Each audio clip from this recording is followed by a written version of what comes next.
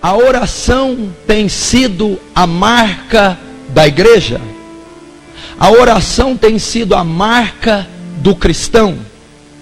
A igreja tem sido conhecida por uma igreja que ora, que fala com Deus, que tem comunhão com Deus. O cristão hoje, a marca dele, ele é conhecido por um cristão que tem vida profunda de oração. A grande verdade é que a igreja moderna é uma igreja que não ora. Se você nota nas reuniões, cultos da igreja, as reuniões e os cultos que menos vêm pessoas são as reuniões de oração.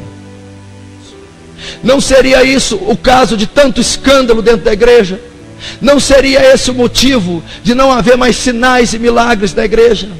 Não seria esse o motivo da mocidade da igreja estar contaminada, corrompida, superficial, carnal, natural, materialista, racional, lógica?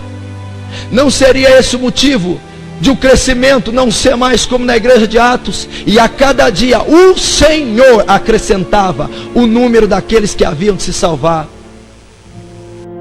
Não existe êxito na vida de nenhum homem bíblico, não existe êxito na vida de nenhum cristão dos séculos passados, não existe êxito na vida de nenhum cristão desse século sem a vida profunda de oração.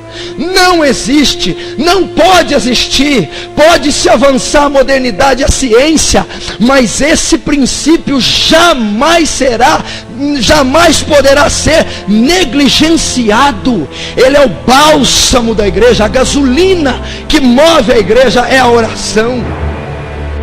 Eu não vejo os líderes, os apóstolos dessa época, os profetas e missionários gabaritados, que ficam nos mais luxuosos hotéis, que fazem congressos e gastam fortunas. Não vejo mencionar as orações, não vejo calos nos joelhos, não vejo olheiras de tanto chorar e orar e interceder pelas almas perdidas. Mas os apóstolos, nós não vamos negligenciar o ministério da oração. Não há registro de nada, e nada que é feito hoje comparado ao desses homens. A igreja de hoje dorme, a igreja de hoje é humana, avarenta, materialista. Os líderes são carnais, naturais, lógicos, não têm essa unção, porque não pregam, não vivem o poder da oração.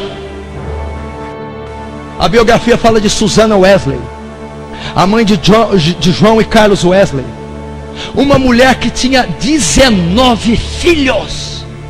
19 filhos. E ela dizia: ainda consigo me trancar no quarto durante 1 hora todo dia para passar o tempo em oração com Deus. Quantas mães que têm 2 filhos não conseguem fazer o mesmo? Quantas mulheres desse tempo não oram 10 minutos sequer? Quantas mulheres dessa noite gastam 1, 2, 3 horas na frente da televisão vendo novela e não se consagram, por isso são fracas e estão em derrota? Qual o segredo dos evangelistas? Porque muitos hoje não ganham almas? Porque não conseguimos ganhar almas, ganhar a cidade, pregar para colega de trabalho, colega do time, colega de escola, vizinho?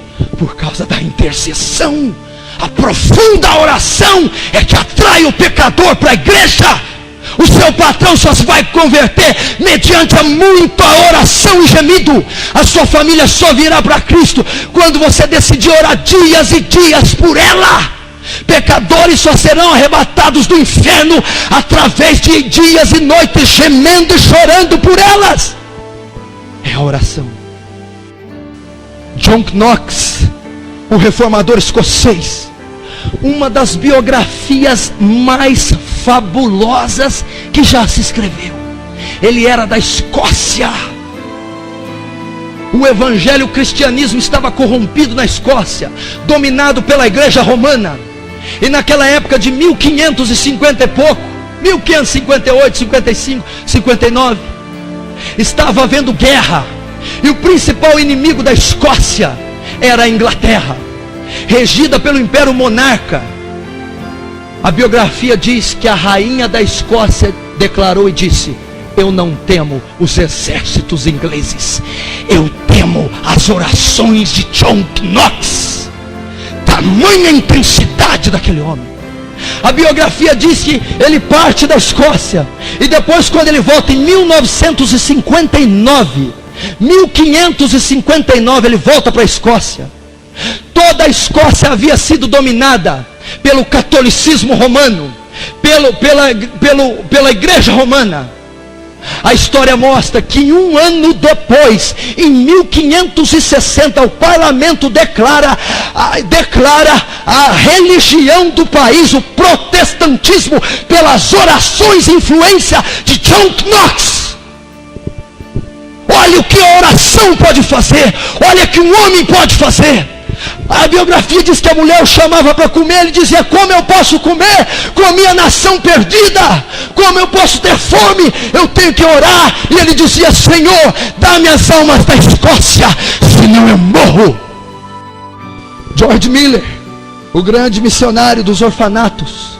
Quem não conhece George Miller? A história diz que, sabe o comentário que faziam de George Miller?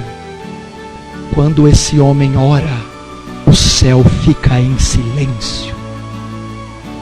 Quantos de nós poderíamos ter um título desse? Quando fulano ora, o céu para ouvir a oração. Ore, gaste tempo em oração.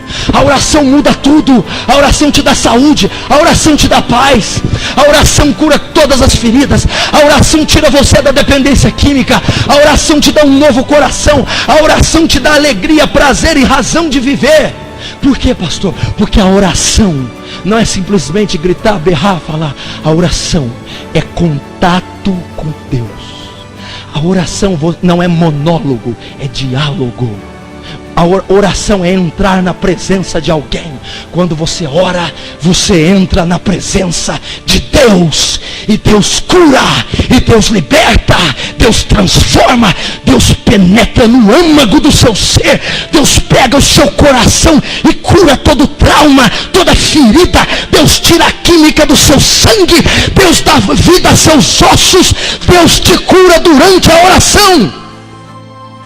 Se você acha que uma pílula é eficaz, se você acha que uma injeção é eficaz, se você acha que um tratamento terapêutico, psicológico é eficaz, você ainda não experimentou o poder da oração, a eficácia de se passar tempos e tempos na presença de Deus.